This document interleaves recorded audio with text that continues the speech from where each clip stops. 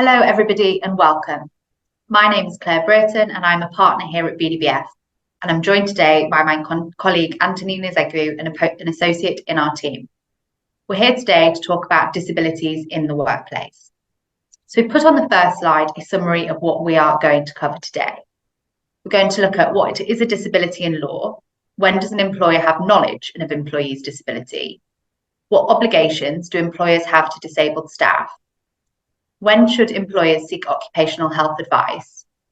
We're then going to look at how to navigate sickness absence where an employee has a disability, and then finish with looking at what are reasonable adjustments and when do they have to be made. Now, over the course of the next 50 minutes, we're going to cover all of these topics, but we're going to structure it a little differently to usual.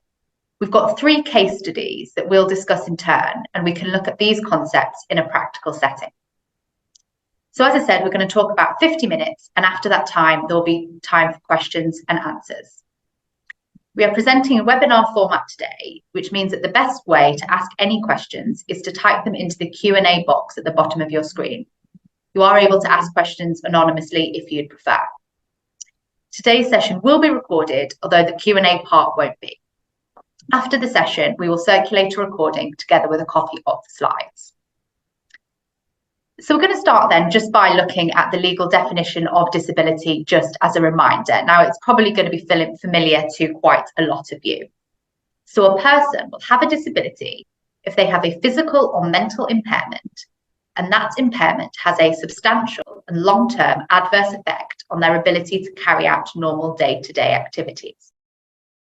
Now, the condition does not need to be medically diagnosed or clinically well recognised, but in practice, a medical diagnosis is usually helpful, particularly for invisible disabilities.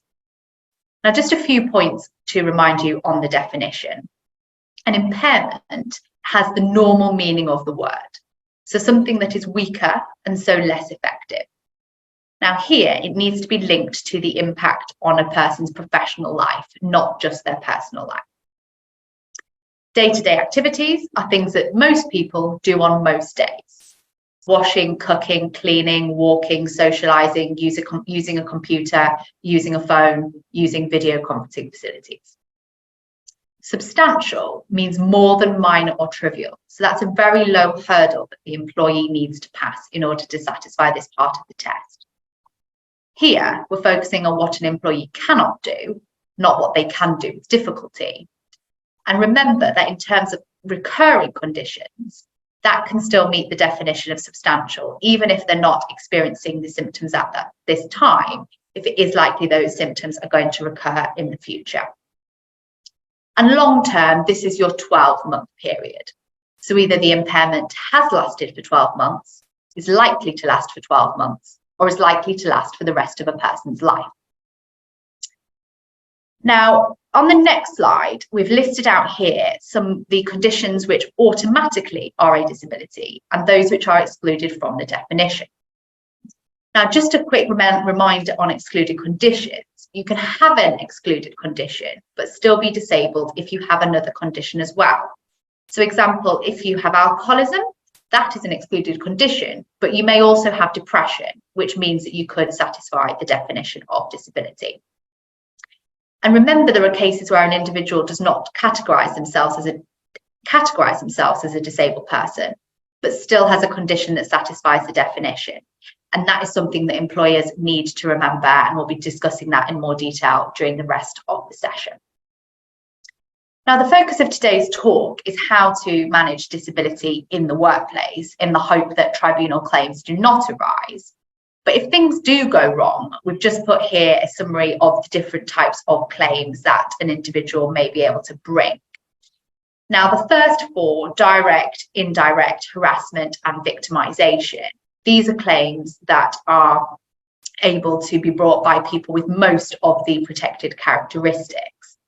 But disability has 2 additional claims that are relevant here. So the first is discrimination arising from disability.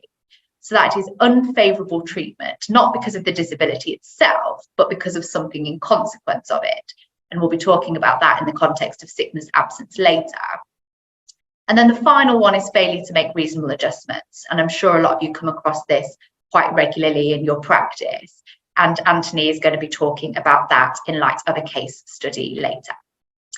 So with that, I'm going to pass you on to Anthony, who's going to spend a bit of time talking about knowledge of disability and when you may be fixed with it. Thanks, Claire. So I'm going to talk about knowledge of disability.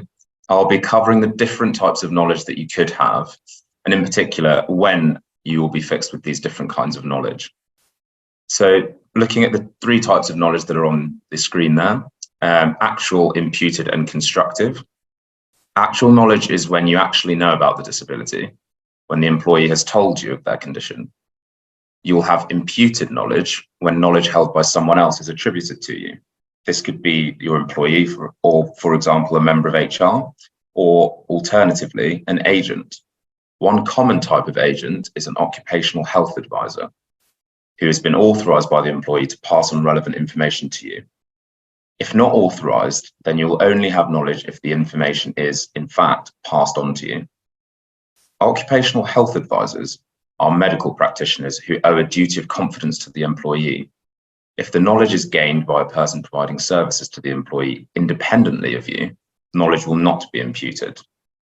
Turning now to constructive knowledge, you may be fixed with constructive knowledge when you do not have actual or imputed knowledge of the disability, but you ought reasonably to have known about the disability. It is especially important that you understand the scenarios in which you may be fixed with constructive knowledge. It is important to understand knowledge because whether you have knowledge of a disability can affect the type of claim that an employee can bring. No knowledge is required for you to be liable for indirect discrimination, harassment, and victimisation claims. Actual or imputed knowledge is required for direct discrimination claims. And for the two disability-specific claims that Claire's mentioned, the ones that most commonly arise in disability-related disputes, knowledge is required. And that knowledge may be actual, imputed, or constructive knowledge. So we'll spend a bit more time looking at constructive knowledge because it's the most problematic and the hardest to identify in certain instances. So you can clearly see why constructive knowledge is an important issue to unpick, as I've just described. It's also not completely obvious when that might be fixed. Although the Equality Act doesn't impose an explicit duty on you to inquire about an individual's disability or suspected disability, the Equality and Human Rights Commission Code makes it clear that you must take reasonable steps to find out whether an individual has a disability. This means that you will be fixed with what you would have known had you been reasonably diligent. But there are limits to the inquiries you're expected to make. You are not expected to act perfectly. First, in the event of a dispute, constructive knowledge will not be fixed simply because you have failed to inquire into a possible disability. It is also necessary to establish what you might reasonably have been expected to know had you made such inquiries. What does this mean in practice? Well, it means that you need to assess what you would have reasonably been expected to know, or what you would find out if you had made such inquiries. For example, would the employee continue to have hidden their condition? Second, the knowledge you ought to have had is knowledge of the facts relevant to the definition of disability. It is irrelevant whether you understood or would have understood that these facts rendered an employee disabled for the purposes of the Equality Act, nor is it relevant whether you know the name of a particular condition or not. If you ought to have had knowledge of the facts relevant to the disability definition, then this aspect of constructive knowledge is made out. The question to ask is whether you know that the employee has a physical or mental impairment that has a substantial long-term adverse effect on their ability to carry out day-to-day activities. Third, the knowledge in question must have been present at the time the alleged discriminatory act or omission occurred. In cases involving one-off acts, this is relatively straightforward, but it becomes more difficult where an act extends over time, or there are a series of acts occurring over a period of time. This is because things can change. A non-disabled employee may become disabled after a certain amount of time has elapsed. In such circumstances, it's important for you to keep the position under review. So, with that in mind, when exactly will you be fixed with constructive knowledge of a disability? There are a couple of key things to look at, and we've highlighted these on the slide. Firstly, are there warning signs? These may include negative responses to a health declaration form, volatile behaviour, particularly if this represents a divergence from the employee's previous behaviour, or any other clear warning sign.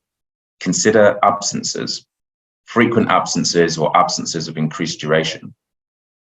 In instances in which the absences relate to a series of unrelated ailments, then this may not be a warning sign of a disability.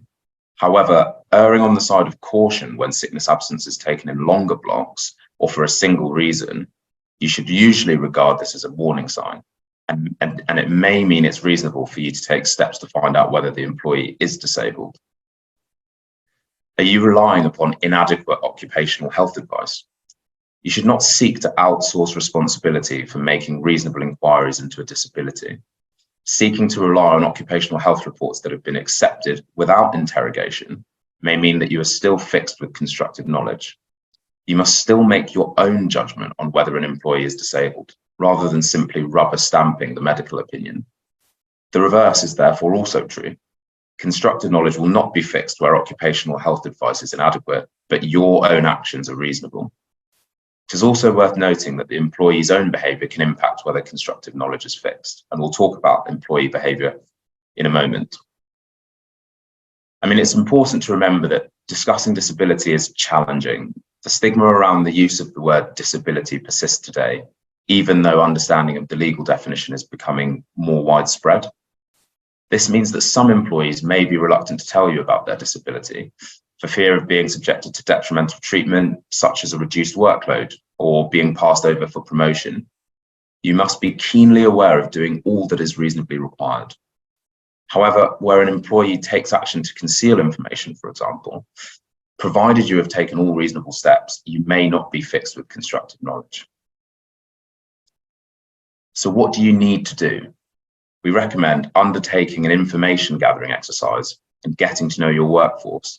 Speak to employees, try and obtain GP certificates, and keep records of employees' interactions at work and any return to work meetings.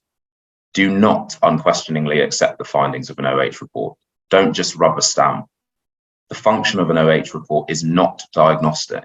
It's to provide you with relevant information about employees' circumstances. Remember to always keep the situation under review. Times change, and so may the status of an employee's disability. Consider the cumulative impact of different conditions. For example, as Claire mentioned, where there is a deemed disability or a disability that's excluded, that doesn't prevent it from interacting with another condition. Finally, don't be afraid to make adjustments. The aim should always be to try and help your employees do their job successfully. Making adjustments is not necessarily a concession of disability. And we've just put a case study up on the slide now, so I'll give you a moment to read that.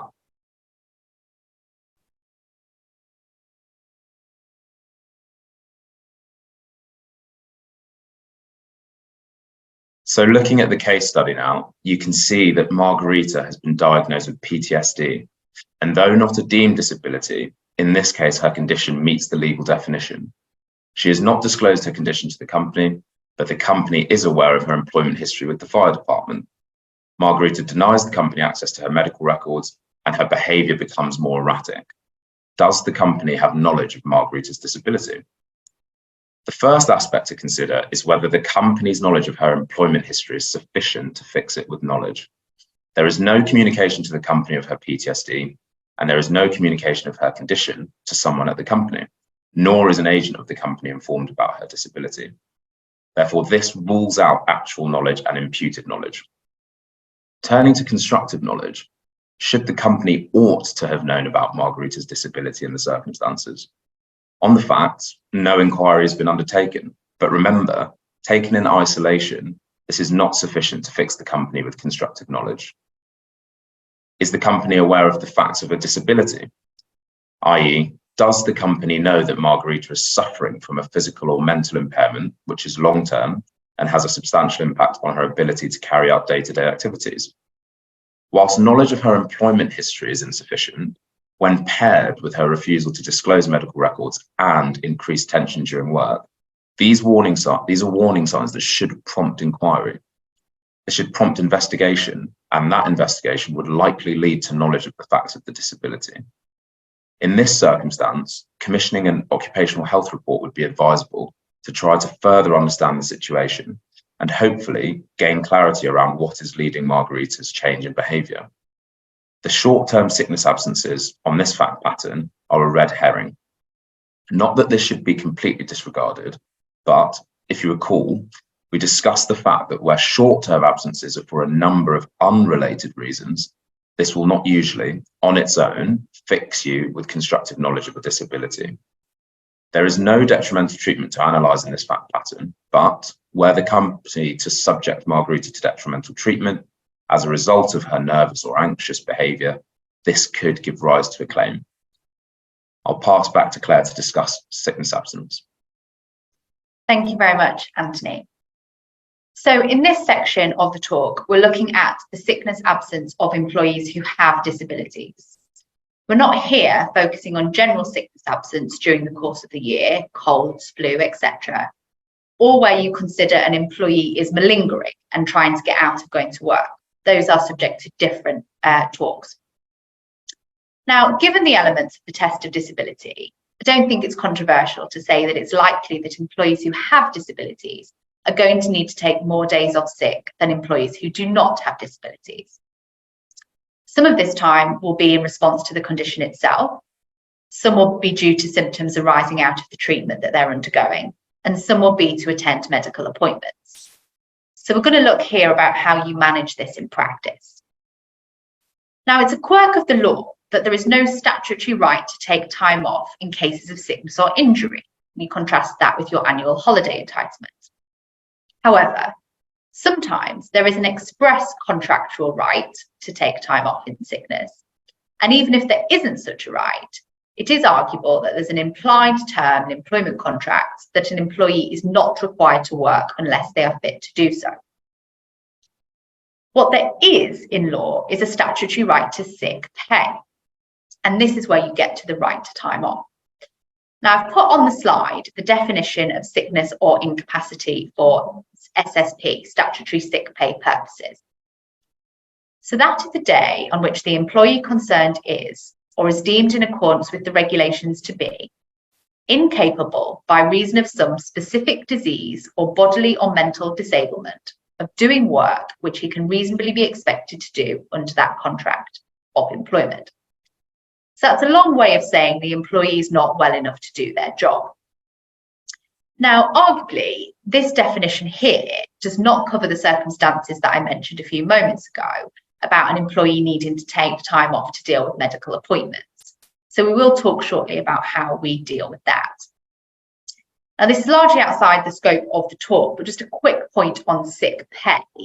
An employee's sick pay entitlement must be in their contract of employment, although your organisation may supplement this with a sick pay policy. And just on this, we await to see what happens with the general election next year, but the Labour Party, as one of its manifesto points, is proposing to extend the entitlement to SSP. And that will be in two ways. First is to reduce the lower earnings limit so that all employees are able to access it. And second is to remove the waiting period, which means that employees are currently only able to access SSP from the 4th day of their sickness absence. So we await to see what happens there. So we're going to do my talk mostly through the case study, and I've just got that on the slide, so I'll just give you a few moments to read through that.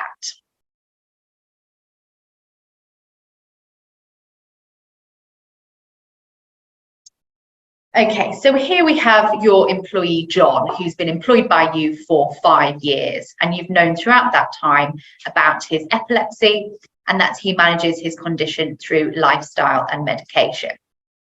Now, he's just been off sick for the past month and has said that he is ready and willing to come back, but will need some more time off to attend medical appointments and may need some more sick days as he adjusts to his new medication. So how are we going to deal with that? So there are two parts to this. The first is to get John back into work in the short term. And then the second is to manage his sickness absence going forward. Now, some of you may have seen that the government released earlier this week some new guidance on managing fit notes and what to deal with that. Now, a lot of the points there are administrative in relation to the electronic or otherwise nature of the notes, but it does have some points there about undertaking further inquiries on the notes, particularly if it just says fit to work with no further details. And that's going to be relevant to this section of the talk. So what do we do here for John? Now, the first thing to do is to speak to him. And I think if there is one thing that you take away from this talk, it's the importance of communication. Anthony mentioned it earlier, I'm saying it now, and he will be saying it again in his section on reasonable adjustments. So often we see things go wrong when employers stop talking to their employees. And if there are a lot of conversations going on, then that can get rid, hopefully, of a lot of problems. So the first conversation with John, it can be led by HR or his line manager, whoever is the most appropriate in the circumstances. And the important points to discuss here are how is he feeling now, generally in his health, and also about coming back to work. A month is quite a long time to be off, so it may be that he has some anxiety around that.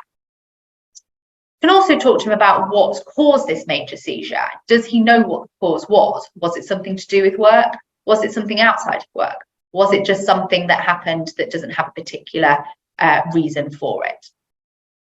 Talk to him about what his doctor says about coming back full time. And this is what it may be saying on the fit note. He said he's ready to come back full time right away. But is that true? Investigate that further. Would a phased return be more appropriate? He said he's going to need to take some time off to attend medical appointments. Ask him how many he's likely to need. Will they be in person or virtual?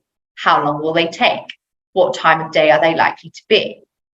While you need to be supportive of John, and we'll talk about that in a bit more detail shortly, you are able to request that, if possible, they happen at the start or the end of the day so they're not as disruptive to his work. Talk to him about his new medication. What are the likely symptoms to be? And whether there's anything that you can do to alleviate those symptoms. For example, sometimes medication makes people very drowsy first thing in the morning or last thing at night. So does he need to switch his working hours? Following that conversation, what do you do next? Now, given that John's been off for a month and there has been a change in his condition, I recommend that in these circumstances you seek advice from occupational health. And again, there are two different parts to this advice. So the first is he ready to come back to work full time, or would he benefit from a phased return or some other adjustments? And then the second is, what is the impact of John's epilepsy on his work, and what, if any, changes need to be made to that? Now, the reason to go to occupational health after you've spoken to John is so that you can use the information that you've gathered from that conversation to inform the content of the referral and the questions that you need to ask. And again, going back to the importance of communication, when it comes to disabilities, it's not for you to assume what John needs. Each condition is unique to each particular person. So remember that occupational health is a resource for you to use. They are there to make your job easier and to help you to do it. So do use them. And the part about Anthony saying about not accepting reports unquestioningly, that starts right at the beginning of the first contact and making sure that you do your referral with as much detail as you need. So a referral in this instance, which says, John has epilepsy, what do we need to do, is not going to be sufficient. What you should be doing instead is giving some background about John's job, what his duties are, what his working environment is like, how long his hours are, whether there are any particular busy times of the year, or anything else unique to your organisation.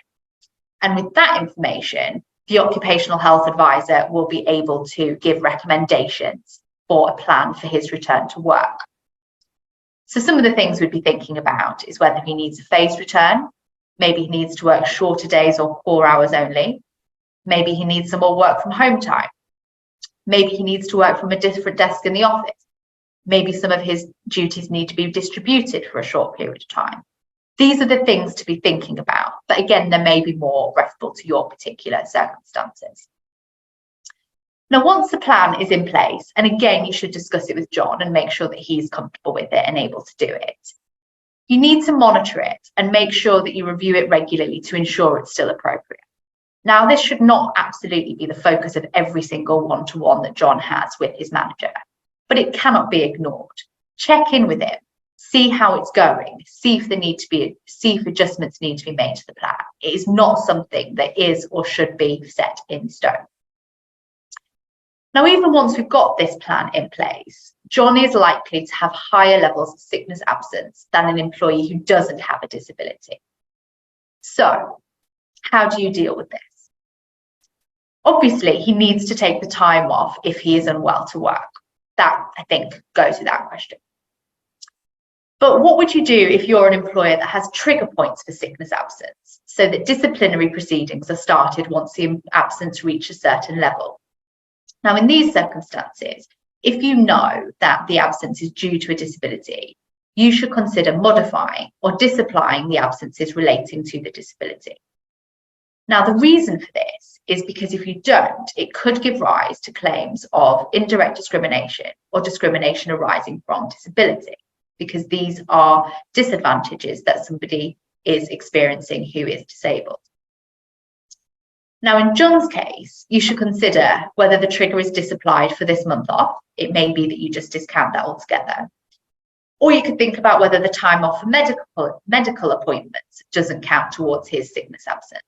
Now, depending on what John's job is and how the condition is affecting at that time, it may be that he's able to make up his work at other times of the day. Or you could consider discounting epilepsy-related illnesses towards that trigger point. And again, this is going to involve conversations with John so that you make sure that you know what is disability-related absence and what isn't disability-related absence. And again, don't be afraid to go back to occupational health in these circumstances. Now, it's not just in organisations who have trigger points for disciplinary proceedings. Even if you don't have that, do think when it comes to end-of-year appraisals, end-of-year bonuses, whether John is being treated unfavourably or less favourably in those scenarios because of his disability-related absence. So you may think about discounting his absence for those purposes as well. Now, if you remember at the bottom of the slide, I had an alternative scenario as to whether you would do anything differently if you didn't know that John had disability and he just said that he'd been off for a month with stress. Well, the thing to remember about stress is not a medical condition. Stress is a body's natural reaction to certain events. However, stress can sometimes trigger other actual medical conditions, or it can exacerbate existing medical conditions, so it cannot be ignored. Now, if his fit note just said stress and he says, I'm ready to return to work now, the process is still the same as what is on the slide. It's to speak to John, talk about what has caused his stress. Is it something to do with work? Is there a particularly busy period going on? Or has something happened in his life that has given rise to it? Has he suffered a bereavement, or is he suffering a family breakdown, for example? As Anthony said, if you get to know your workforce, you'll be able to know if these instances happen. Now here, given what Anthony said also about constructive knowledge and where you may be fixed with it, although you don't have constructive knowledge at this moment, probably, that John has a disability just because he's told you he's got stressed, you are aware that there's something going on, and that involves further inquiry. And here, again, I would recommend seeking advice from occupational health. Now, on this referral, it does need to be a little bit more detailed than the one with John who had epilepsy. So it's not sufficient to just say, does John have a disability? But go through the different elements of the test. Does John have a physical or mental impairment? Does it have a substantial adverse long-term effect on his ability to do day-to-day activity? What day-to-day activities is it affecting? How is it affecting them? How long has this lasted? How long is it going to last? Go through the factual elements of the test and focus on the facts rather than on the particular legal points. And just one final point from me on this before we go back to Anthony. Now, the point of this section has been how to manage sickness absence and how to make sure that employees are able to come back to work successfully from sickness absence, and how to structure your workforce so that people with disabilities do not have greater than necessary sickness absences. However, the law does recognise that sometimes some employees just won't be able to do their job, either because they have too many individual sickness absence or because cumulatively they are off too long. The law does recognise that, and there is a procedure under the Employment Rights Act to dismiss fairly for reasons of capability. Now that goes beyond the scope of this talk. It's probably a talk in and of itself, but if you'd like further advice on that, please do feel free to get in touch. So I'm going to hand you back over to Anthony now, who's going to talk about reasonable adjustments. Thanks very much, Claire. So in this next section, we're going to be exploring when the duty to make reasonable adjustments is triggered. The duty to make reasonable adjustments places a positive obligation on you as an employer to do something. The duty arises once you have actual, imputed or constructive knowledge of the disability and of the likelihood that the employee will suffer substantial disadvantage. Substantial, as is the case with the definition of disability, means more than minor or trivial. So that's a very low threshold. If any other provision, criterion or practice, physical feature of the workplace or lack of an auxiliary aid put a disabled person at a substantial disadvantage when compared with non-disabled persons, then you need to take such steps that are reasonable to avoid that disadvantage. Although the duty is on you, in reality, as we've mentioned before and as Claire has stressed, this needs to be a conversation, and that conversation needs to take place between you and the employee. This conversation should sort of centre around what the substantial disadvantage is, what is needed to alleviate it, and whether doing that is reasonable. As Claire mentioned, open communication is the best approach. So in relation to reasonable adjustments, there are three key questions. What is the substantial disadvantage this person is put at when compared with non-disabled persons? The substantial disadvantage needs to bear some relation to the disability itself. Secondly, how will this adjustment avoid the disadvantage? And thirdly, is it reasonable to put this adjustment in place? There are countless different types of adjustments that could be made or may need to be made, and the most appropriate is determined based on the relevant circumstances. That's why open communication is helpful, as dialogue will help you to determine what the most appropriate action is. What we're going to focus on, though, is adjustments in employment processes, for example, disciplinary or performance improvement scenarios. In our work, we're commonly seeing two different categories of adjustment. The first is whether the process should be started at all. The questions here are, would it be a reasonable adjustment not to start the process at all? Or if a reasonable adjustment had been made, would the process not have been necessary? Here we're considering whether the process has been commenced because of circumstances that have arisen because you failed to make reasonable adjustments. In effect, what we're asking is if reasonable adjustments had been made, would the process be necessary? Therefore, it would be a reasonable adjustment to pause the process while adjustments are put in place. And after a reasonable time period, we can assess whether the process is still needed. The second category of adjustment is if the process is going ahead, how to enable that employee to participate in that relevant process. But before you start, you need to identify the substantial disadvantage that the working conditions have caused. To talk about a couple of examples, in the performance management context, you can ask yourself, would an adjustment make it less likely that the employee would underperform? Do they need an auxiliary aid, for example, dictation software? Would greater management support, supervision, or monitoring have been reasonable to avoid the underperforming trigger? Looking at disciplinary and grievance proceedings, would greater management support, supervision, or monitoring have been reasonable to avoid the misconduct or issues in question? Looking at disciplinary procedures due to high levels of sickness absence, such as on Claire's discussion. And as Claire mentioned, consider whether sick days required because of the disability should be disregarded. Should you grant special time off or work paid or unpaid to attend medical appointments that do not count towards the sickness absence threshold? Looking at possible reasonable adjustments, as are on the slide, there's no exhaustive list of possible reasonable adjustments. It could be anything that might help remove the disadvantage suffered by the worker in question. For For example, disability leave. This could encompass both short-term and long-term leave. For example, having a few hours off to attend appointments for treatment, rehabilitation or therapy related to mental health, including taking a few days if symptoms are starting to worsen, even if they're not bad enough to be off sick. Workload management is another one. So managing heavy workloads can be incredibly difficult for those with a number of different mental health conditions, where this is a significant cause of stress.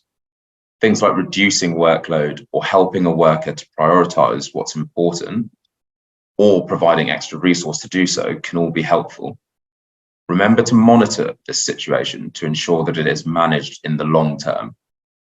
Aligned to this is providing closer supervision from managers, but being careful to avoid micromanagement. This is particularly important when returning to work after a period of prolonged sickness absence, when the worker will likely be more vulnerable than others. Providing regular feedback so they have a clear understanding of what they are doing well and not so well is also integral. This could be supplemented by other forms of support, including a buddy system or additional training. An alternative is adjusting the physical workspace. This may include sensory decompression rooms for those with disabilities such as autism or ADHD. Ultimately, though, creating a supportive and understanding culture will be a big asset to the company. A lack of awareness of mental health issues can impact negatively on affected workers, and it can be a reasonable adjustment to address this. This could be by incorporating mental health into staff training. Some organisations also provide specialist training to staff so that they can become mental health first aiders.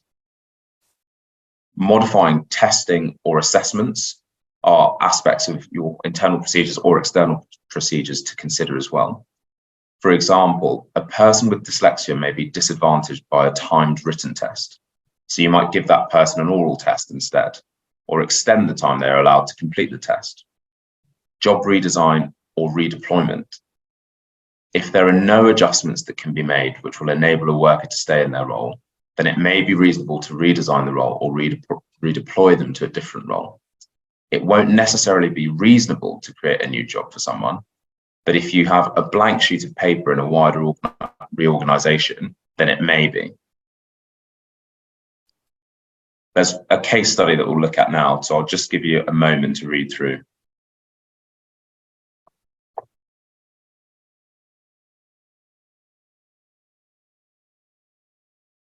So Ryan is a job applicant with dyspraxia that satisfies the legal definition of a disability. You are required to make reasonable adjustments for job applicants with disabilities, as well as employees and former employees in certain circumstances. Ryan, as a result of his dyspraxia, is unable to comply with the company's request to create an online account and complete the application. The company chases Ryan via email twice for more information, and then when there is no response, it sends a link to Ryan so that he can complete the application by video. No further inquiries are made. Ryan then alleges the company has failed to make reasonable adjustments. Ryan has told the company he has dyspraxia, and because of his disability, he is unable to complete the application, but has a duty to make reasonable adjustments arisen. Because Ryan has communicated that he has dyspraxia, and because of this, he is unable to complete the application, if the company doesn't have actual knowledge, it will have constructive knowledge. Looking at the three key questions for reasonable adjustments, taking the first, what is the substantial disadvantage this person is put at when compared with non-disabled persons? The substantial disadvantage needs to bear some relation to the disability. So in this instance, it's Ryan's inability to complete the application. And this is a more than trivial disadvantage because as a job applicant, he's unable to complete it. So a duty to make reasonable adjustments is therefore owed to Ryan. How will this adjustment avoid the disadvantage? The adjustment made in this particular scenario is the sending of the video link. However, the company only followed up via email. The company ought reasonably to know that writing may be challenging for an individual with dyspraxia, or at the very least, in the absence of further information from Ryan, the company should have tried to contact him by other means. Thirdly, is it reasonable to put this adjustment in place? As we've mentioned, what is reasonable will depend on a number of factors, including the disability itself, and things like the size and resources of a company. Trying to contact Ryan by other means, including a call, and asking how he would like to conduct the application process would be reasonable of any company, given how easy it is. So what could the company do differently? The primary thing is not assuming what the reasonable adjustment is. It goes back to the point that we've made throughout our talk about open communication. Rather than simply sending a video link and presuming that would aid Ryan, the company should have reached out by other means of communication and asked what would be necessary to assist him. I'll hand back to Claire for tips in relation to our talk. Thank you very much, Anthony. So before we move on to questions, we've just got a summary of tips on the slides here for things for you to take away. So just taking each one in turn, get to know your workforce so that you can spot changes in behaviour.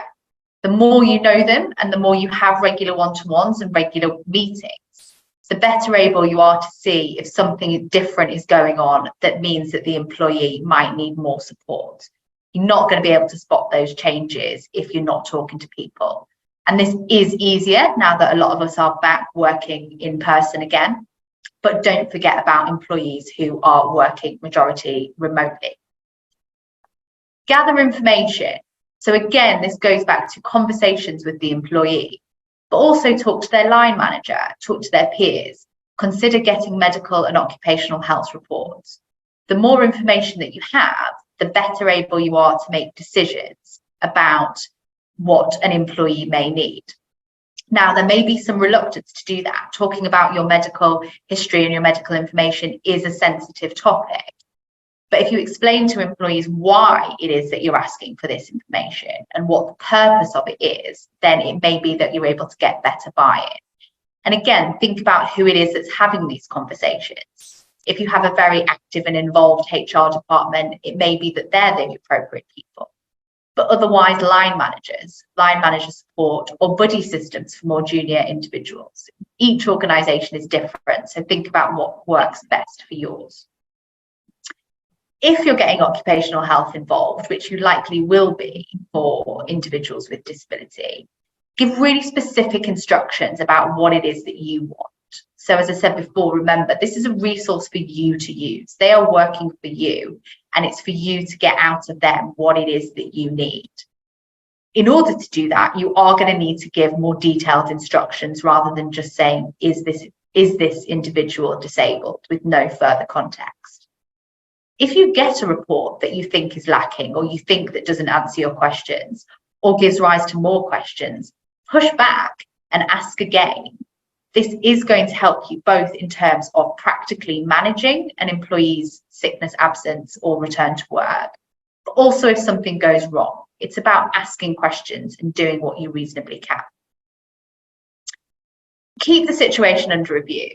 Now, this is really important, and this is what we were talking earlier on John's case study.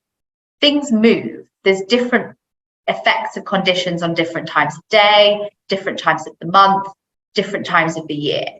If you've got an organisation where you've got really, really busy points at certain periods of time, and that causes a lot of stress, it may be that that impacts people's disabilities. So think about that, keep that under review. Different times of year, different weather, different seasons, these all affect it.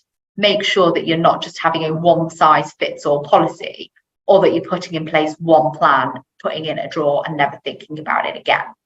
Keep thinking about it and keep talking. And again, we could say that the major thing to get out of this talk is the importance of communication. I think the second most important thing is to not be afraid to make adjustments. Now, making an adjustment for somebody is not necessarily a concession of disability. It does not necessarily mean that you're going to end up in the employment tribunal. I think the way to think about it is, rather than thinking this is a really onerous obligation on my organisation that's going to make things really difficult for me, is to try and think about it more positively. So, as a generalisation, most people want to do their job well. They come to work and they want to take pride in their work and do it well. Now, obviously, there are outliers and you can deal with them through your separate processes. But if you think about it in that way, this employee wants to do their job. What can we do to help them? What small things can we do? What little tweaks around the edges can we do to get the best out of them, to perform to the best of their ability? Because ultimately, as taken again as a generalization, happy people work harder, and harder people who work harder help the organization, help the business, and cause less headaches for people in HR. And just finally, remember, the test is one of reasonableness, not one of perfection. You do not need to go to the ends of the earth. And what is reasonable for one organization is not necessarily going to be reasonable for another organization. So International Bank PLC with £1 million balance sheet is not going to be the same as High Street Bank Limited, who's got 3 employees.